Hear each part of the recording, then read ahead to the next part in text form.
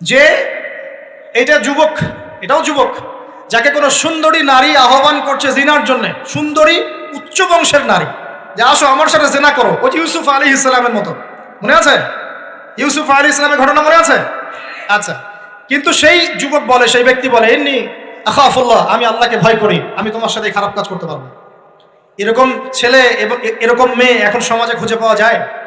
হাতে গোনা, হাতে গোনা।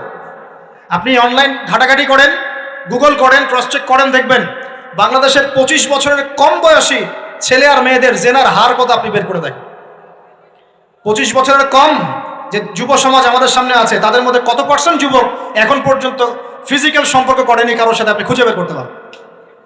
শুধু ছেলেদের ক্ষেত্রে এটা নয়, মেয়েদের ক্ষেত্রেও আছে। এই যে অনার্স লাইফ পার করার আগেই বহু মেয়ে সতীত্ব নষ্ট করে ফেলছে, বহু ছেলে সতীত্ব নষ্ট করে ফেলছে। কথাগুলো কি রাগ করছেন? আমি আপনাদের ভাই এবং আমি আপনাদেরকে মহব্বত করি।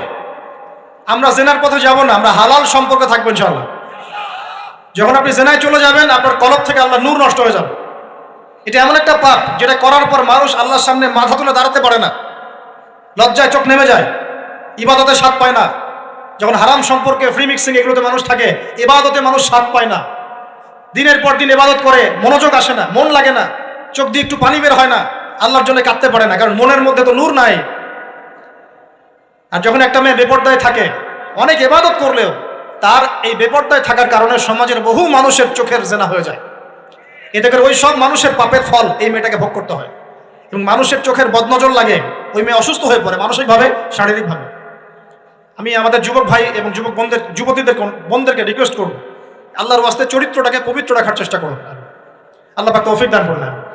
এই যুবককে আল্লাহ পাক আরশের ছায়া দিবেন, যে একটা মেয়েকে পেয়েও আল্লাহর ভয় তাকে ভোগ করে নাই।